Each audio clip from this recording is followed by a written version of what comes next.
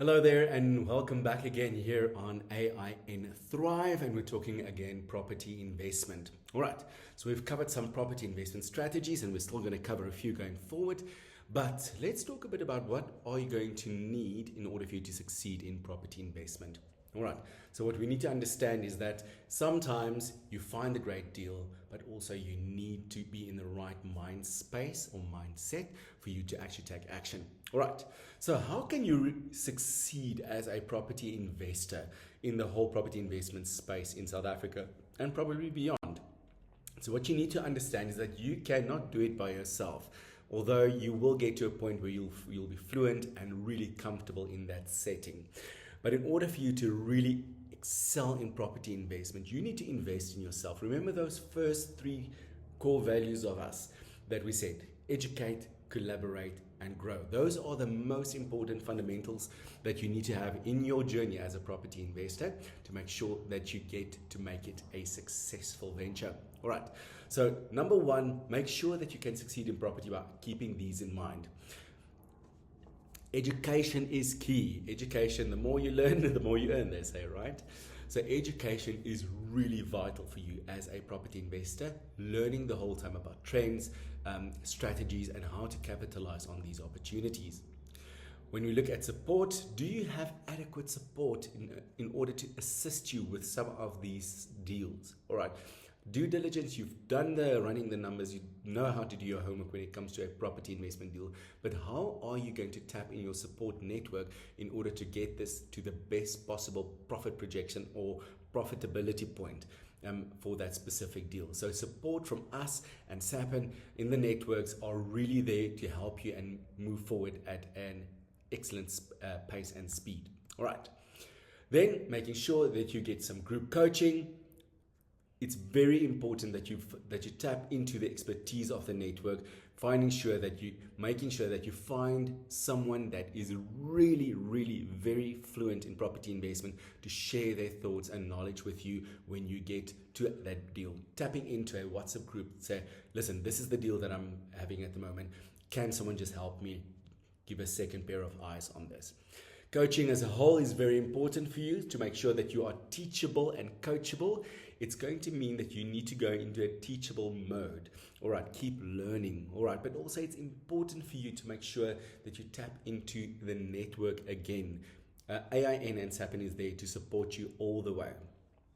The mastermind sessions with experts, property investment experts, are vital in your journey to make sure that you make a huge success of this. And then lastly, this is a network that's been set up with course material, with resources, with support to help you as a property investor reach your property investment goals. And these things need to tie in together in order for you to become successful. All right. Remember, if you cannot keep growing if the wheel is broken. So you need to make sure that you are surrounding yourself with the right educational support and coaching components, or the network for that matter, in order for you to excel as a property investor. These need to work together in harmony to help you get to the point where you are successful. All right, let's talk a bit about assets and liabilities. What's the difference? I'm going to give you a moment to think about it. What is the difference? What is an asset? What's a liability? Do you know? All right. So we need to understand that in our journey as property investors, there will be assets and there will be liabilities. We need to identify them and ensure that we deal with them in the right way. Okay, so to speak. So let's quickly look at it. Can a property be an asset or a liability? Yeah, I think in some ways, yeah, property can definitely be an asset. Remember, we need to treat it as a business. Then it will be an asset. Okay. If it's your personal residential property, you'll always throw money in it. And that's unfortunately how it works. But it's still an asset. It's brick and mortar, something that you can touch. It's an asset that you have. All right. Partnerships. Can partnership be an asset or a liability? If you have a business partner, or your husband or your wife or your partner, are they aiding you and supporting you in your business venture? Is it an asset or can it be a liability? These are the questions that we need to ask. When you look at vehicles, asset or liability? Yes, this is not an asset, unfortunately. the depreciation in terms of motor vehicles is just ridiculous. And therefore, when we have to look at where we put our energy and resources and money into, we need to make sure that we put it in assets that are really going to give us something back. When it comes to vehicles, it's less desirable as an asset, it's more towards a liability. And then also partnerships. Are partnerships an asset or liability? Once again, if someone doesn't share your passion, share your vision, it could be a liability. So you need to be very objective in this regard to find out what is the single best thing for you to use as assets in your business. Remember, we're treating property investment as a business, right? What you need to understand is that you are the biggest asset in your property investment journey. And if you do not treat yourself, give yourself the right value in terms of upscaling yourself, knowledge, learning, education, that is where you need to put your energy into, because you are the biggest asset in your journey. All right, but let's talk about funding as well. When we want to embark on property investment projects, we need to get our mindset ready in terms of how we look at funding, how we look at debt, and how we look at wealth. All right, so let's do a simple activity. All right, so I guess we've all grown up saying that yes, there are debt, and then there are ways to look at wealth and prosperity. All right, but is debt bad or is debt good? I want you to take a moment. Is debt bad or is it good? In some cases, yeah, debt is bad, but also we need to understand that we can use debt in order for us to make sure that we enhance our journey as property investors. All right, so we need to have a wealth mindset, all right, to know which debt is good in our journey and also which debt is really terrible and we need to avoid them. Let's take something, for instance, like your credit card repayment. What's the percentage on average here? In South Africa, depending on your credit profile, it can be up to 22% if you borrow money on a credit card, which is ridiculously high, right? But when we look at something like a home loan, if you get a home loan, it's roughly about 11% that the interest rates are at. So obviously, bad debt and good debt. So taking out a mortgage to get some capital for a property investment deal, it will make sense to take it from your home loan rather than maybe your credit card. But remember, these are just some of these triggers to get you to think differently about how we think about debt and how we think about utilizing certain types of debt to help you excel in your property investment journey. All right. Also, what we need to understand is that you need to try and be as objective as possible at all times, making sure that you identify your assets and also the liabilities in this journey. All right, good. So I want us to go into an activity now. Let's think about funding. All right, where do we find money for our deals? Very important. Okay, so I want you to get a notepad and a pen, and I want you to start thinking. I'm going to give you a moment to just grab your notepad and pen.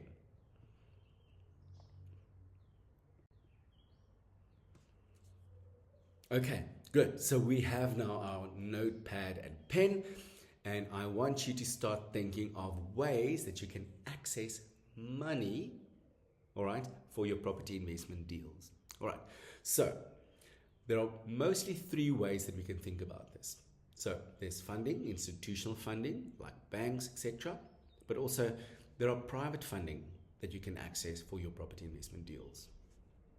All right. And then there's creative. So creative, what do we mean by creative?